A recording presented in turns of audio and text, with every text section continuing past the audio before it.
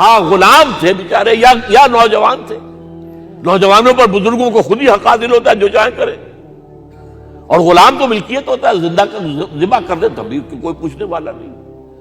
تو جو بیت رہی تھی بلال پر, ابو فقیہ پر, زنیرہ پر, جو ان پر بیت رہی تھی, جو خباب پر بیت رہی تھی, جس طرح ہلاک کیا گیا ہے حضرت سمیہ کو, حضرت یاسر کو, یہ ساری تکلیفیں انہیں بھی تھیں. لیکن کیا اس کا یہ بالواسطہ ایذا محمد کے لیے نہیں تھا صلی اللہ علیہ وسلم.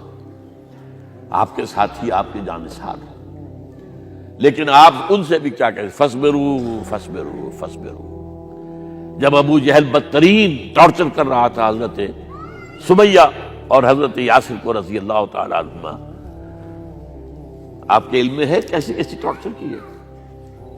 جوان بیٹے کو باندھ دیا ایک ستون کے ساتھ, اس کی نگاہوں کے سامنے برہنہ کیا ہے ماں کو.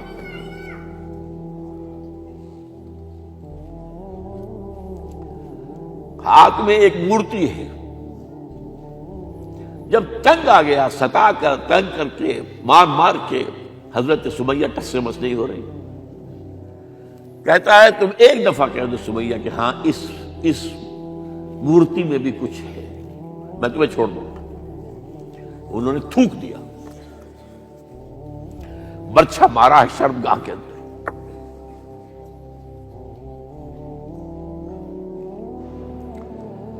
کتنی تکلیف پہنچی ہوگی حضور کو, لیکن آپ گزر رہے. اصبروا یا آل یاسر فإن موعدکم الجنہ. اے یاسر کے گھر والوں صبر کرو, تمہارے استقبال کی تیاریاں ہو رہی ہیں جنت. یہ سیرت کوئی بلاتا سناتا ہے, یہ سیرت.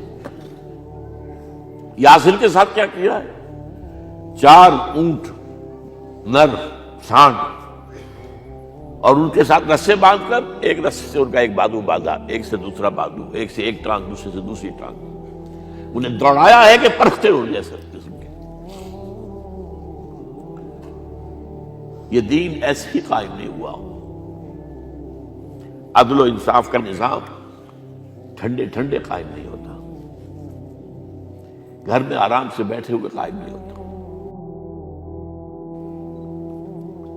اور سنیے, 3 برس شیب بنی ہاشم کے تو قید ہے, 3 برس. اور یہاں کی قید پر قیاس نہ کریں.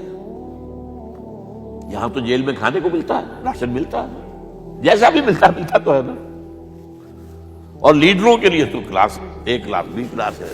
تو ان کا تو لیڈر تو لوگ جب آتے ہیں جیل کاٹ کر معلوم ہوتا ہے کہ شاید کسی صحت افزا مقام سے تشریف لا رہے ہیں. وہاں کیا تھا, ٹوٹل بائیکاٹ. ایک گھاٹی, ادھر پہاڑ ادھر پہاڑ, دونوں طرف جو ہے پہرے, کوئی کھانے پینے کی چیز اندر نہیں جائے گی.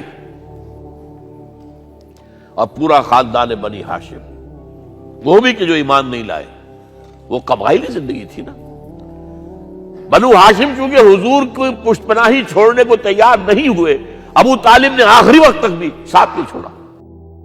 ہاں آخری وقت کے قریب ایک بات ہو گئی تھی. ایک مرتبہ تو ہوا کہ وفد آیا ہے قریش کا کہ اپنے بھتیجے کو روک لو, وہ ہمارے معبودوں کی توہین کرتا ہے. ابو طالب نے بلایا اور آپ سے کہا کہ یہ کچھ اپنے رویے کو بدلے. آپ نے فرمایا چچا جان, اب تو چاہیے میرے ایک ہاتھ پر سورج اور دوسرے پر چاند رکھ دے, میں اپنے اس مشن کو چھوڑ نہیں سکتا. یہ ہے استقامت. اور ابو طالب کے عین انتقال کے وقت جو معاملہ ہوا, جب وفد آیا ہے کہ ٹھیک ہے اب ہمارا جو ہے صبر کا پیمانہ لبریز ہو گیا ہے, اب ٹھیک ہے آ جاؤ میدان میں, تم بھی ساتھ چھوڑنے کو تیار نہیں ہو. ابو طالب نے بلایا, بھتیجے مجھ پر اتنا بوجھ نہ ڈالو جو میں برداشت نہ کر سکوں.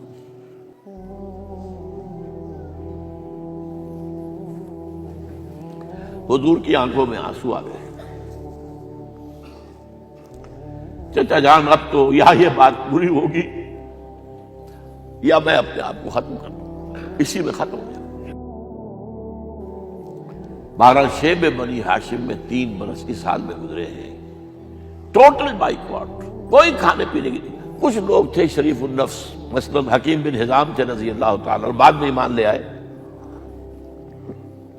حضرت خدیجہ کے وہ رشتہ دار تھے، وہ پہاڑ پر چڑھ کر ایک طرف سے رات کی تاریکی میں، دونوں دروازے تو بند ہیں، پہاڑ پر چڑھ کر چوٹی سے نیچے اتر کر کوئی چیزیں کھانے پینے کی دے آئے تو دے آئے، بس صلی اللہ علیہ وسلم۔ کوئی اور ایک آدھ ہوگا ایسا۔ یہاں تک نوبت آئی ہے کہ بنی ہاشم کے یہ پھول جیسے بچے معصوم بھوک سے بلبلا رہے ہیں، اور اس کے سوا کچھ نہیں ہے کہ سوکھے چمڑے ابال کر اس کا پانی ان کے حلق میں ٹپکا دیا جائے۔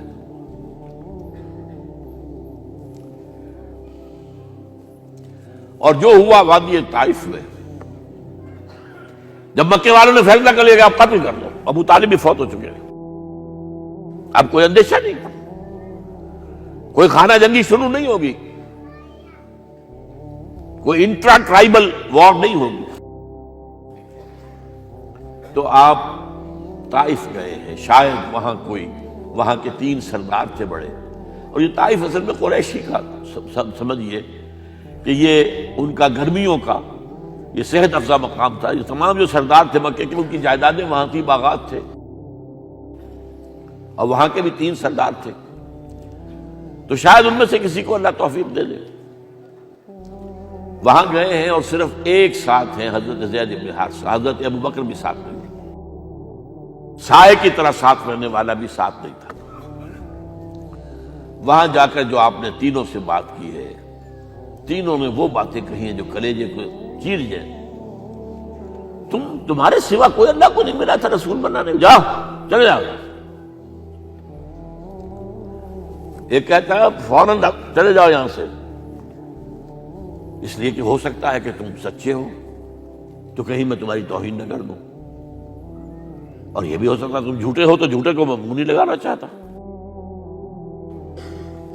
3 دن کی یہ سختی، اور اس میں کیا ہو رہا ہے، اسٹریٹ ارچنز جو کہلاتے ہیں ہمارے یہاں، جھوکرے گلیوں کے، انہیں اشارہ کر دیا ذرا ان کی خبر لو، اب وہ پتھراؤ کر رہے ہیں۔ جیسے ہمارے ہاں کوئی آ جاتا ہے، کوئی نیم پاگل یا کوئی اور کسی طرح کا مست قسم کا آدمی، اور اس کے اوپر چھوکرے چاروں طرف ہوں اور ستا رہے ہوں، یہ نقشہ تھا، اور طائف کی گلیاں تھیں، اور محبوب رب العالمین تھے۔ ادھر سے پتھر آ رہے ہیں تو زید بن حارثہ رکاوٹ بن گئے، لیکن پیچھے سے آ رہے ہیں، وہ کیسے روکیں گے؟ پیچھے جاتے ہیں تو ادھر سے آ رہے ہیں۔ جسم لہو لہان ہے، خون رس رس کر زخموں سے جوتیوں میں آ کے جم گیا ہے۔ پھر وہاں سے آپ نکل کر گئے ہیں، ایک باغ میں تھوڑی سی پناہ لی ہے تھوڑی دیر کے لیے، جوتے بڑی مشکل سے اترے ہیں، خون جمع ہوا، اور وہ جو پھر دعا نکلی ہے آپ کے، وہ کلیجے کو چیر جانے والی ہے۔ اللہم الیک اشکو ضعف قوتی وقلت حیلتی وحوانی علی الناس، اے اللہ تیری جناب میں فریاد لے کر آیا ہوں، اپنی قوت کی کمی کا، اپنے وسائل کی کمی کا، اور لوگوں میں جو رسوائی ہو رہی ہے، الی من تکلنی الی بعید یتجہمنی او الی عدو ملکت امری، مجھے کس کے حوالہ کر دیا ہے، مجھے دشمن کے حوالے کر دیا جو چاہے میرے ساتھ کر گزرے۔ فریاد ہے کہ نہیں؟ بڑی زوردار فریاد ہے، بڑی زوردار، لیکن پھر مقام عبدیت کا ظہور ہوتا ہے۔ ان لم یکن علی غضبک فلا ابالی، اے اللہ اگر تو ناراض نہیں ہے، مجھے اندیشہ یہ ہو گیا کہ کہیں تو ناراض تو نہیں ہو گیا ہے، کہیں تو نے میرا ساتھ تو نہیں چھوڑ دیا ہے، اگر تو ناراض نہیں ہے تو مجھے کوئی پرواہ نہیں، جو ہو سو سر تسلیم خم ہے جو مزاج یار میں آئے۔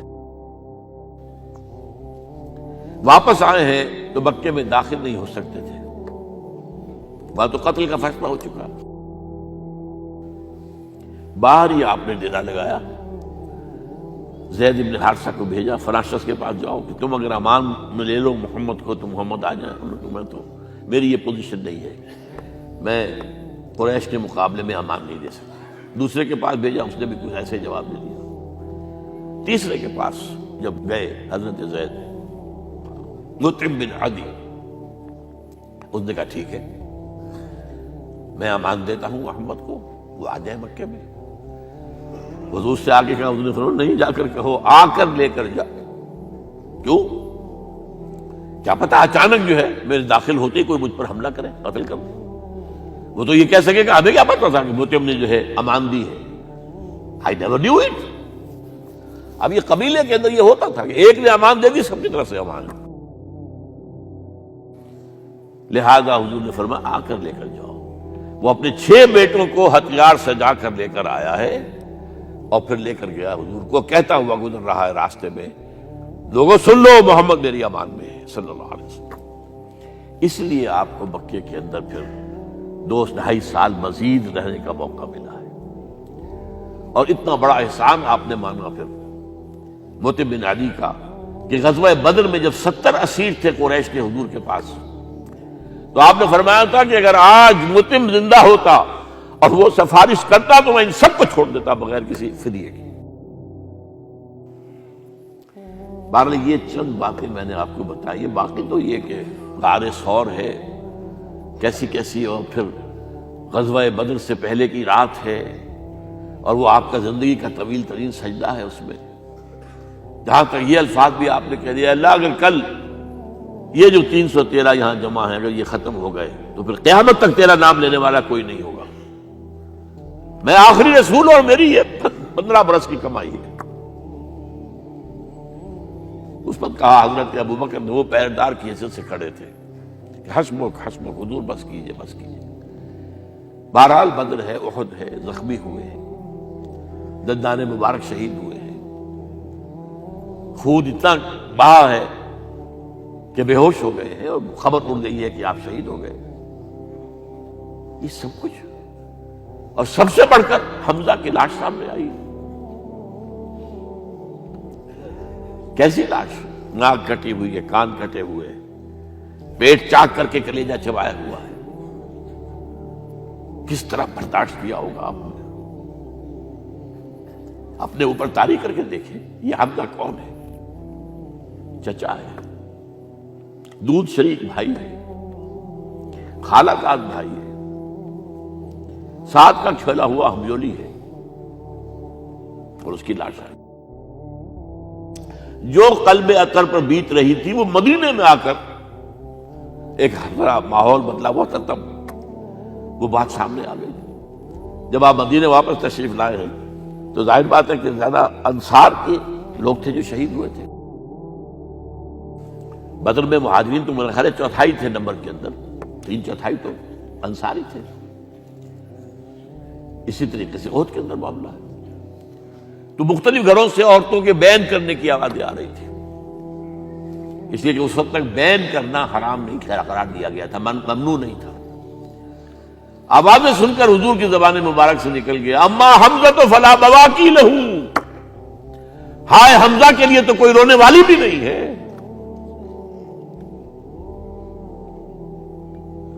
اس پر پھر صحابہ نے، انصار نے اپنے ہاں کی خواتین کو حضرت صفیہ کے ہاں بھیجا، وہ سگی بہن تھی، وہاں انہوں نے جا کے بھی تعزیت کی بہن کی۔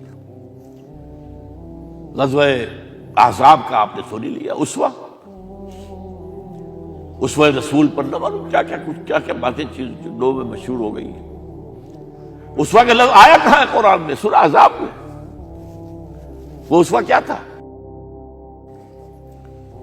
جب خندق کھودنے کا فیصلہ ہوا ہے تو خندق کھود رہی ہے، حضور بھی لگے ہوئے ہیں، بھاری بھاری پتھر اٹھا کر کندھے پر لا کر باہر پھینک رہے ہیں، پتھریلی زمین تھی، ایک پتھر کسی سے ٹوٹا نہیں تھا، تو حضور نے جو ہے 3 دفعہ جو اس کے اوپر ضرب لگائی تب ٹوٹا ہے۔ لیکن یہ کہ کئی دن کے فاقے ہو چکے تھے، کھانے کو کچھ نہیں، پورا محاصرہ تھا، 12,000 کا لشکر گھیرے ہوئے، یہاں تک کہ آپ کو معلوم ہے کہ گھروں کے اندر بیت الخلا تو نہیں ہوتے، باہر جاتے تھے قضاء، اس کا کوئی امکان نہیں۔ شدید ترین آزمائش جو ہوئی ہے اس کا نتیجہ ایک طرف یہ نکلا کہ منافقین کا نفاق ان کی زبانوں پر آ گیا۔ قرآن مجید میں ہے یہ انہی آیات میں، ما وعدنا اللہ ورسولہ الا غرورا، ہمیں تو اللہ اور اس کے رسول نے دھوکہ دے کے مروا دیا۔ ہم سے کہا تھا کہ قیصر و کسریٰ کے خزانے تمہارے قدموں میں آئیں گے، اور حال یہ ہے کہ اب رفع حاجت کے لیے باہر نہیں جا سکتے، کھانے کو کچھ نہیں۔ اس وقت کچھ صحابہ آئے ہیں حضور صلی اللہ علیہ وسلم سے، دیکھیے فاقے سے کمر دوہری ہوئی جا رہی ہے، ہم نے اپنے پیٹوں پر پتھر باندھے ہوئے، چادروں کے ساتھ پتھروں کسا ہوا تاکہ کمر سیدھی رہے۔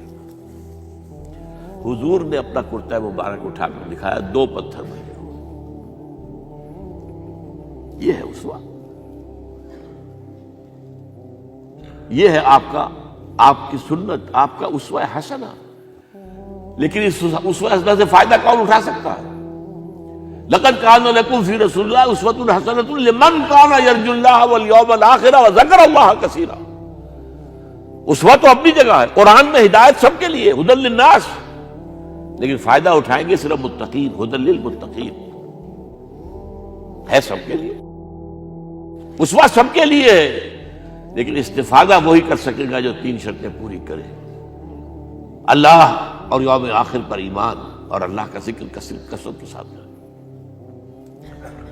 بہرحال یہ میں نے آپ کے سامنے اس حوالے سے رکھا ہے، یہ اسوہ جو ہے حضور کا، یہ ہم پر اتمام حجت ہے۔ دیکھیے نوٹ کیجئے، پوری نوع انسانی پر اتمام حجت، اسلام کا نظام عدل اجتماعی جو قائم کر کے دکھا دیا، حجت قائم ہے۔ اسے انگریزی میں کہتے ہیں اٹس ڈویبل، کیا جا سکتا ہے، یہ کام ہو سکتا ہے، اس لیے کہ زمین پر قدم بقدم چل کر یہ انقلاب آیا، محنت سے آیا، مشقت سے آیا، ایثار سے آیا، قربانیوں سے آیا، تکلیفیں جھیل کر آیا، صبر و مصابرت سے آیا، استقامت و مقاومت سے آیا۔ یہاں پر معجزوں کی کار فرمائی نہ ہونے کے برابر ہے۔ یہاں دھوپ سے بچانے کے لیے کوئی اللہ نے صاحبان نہیں دیا، ظل اللہ علیکم الغمام، اور بھوک سے بچانے کے لیے من و سلوہ نازل نہیں ہوئے۔ غزوہ تبوک میں ایسا بھی ہوا ہے کہ 3 مجاہدین کا 24 گھنٹے کا راشن ایک کھجور، ایک نے منہ میں رکھی، کچھ چوس لی، کچھ گلوکوز چلا گیا اس میں سے، دوسرے کو دے دی، اس نے چوس لی، پھر تیسرے کو۔ من و سلوہ نازل نہیں ہوئے۔ محنت، مشقت، ایثار، قربانی، صبر، مصابرت، استقامت، مقاومت، یہ ہے اسوہ رسول۔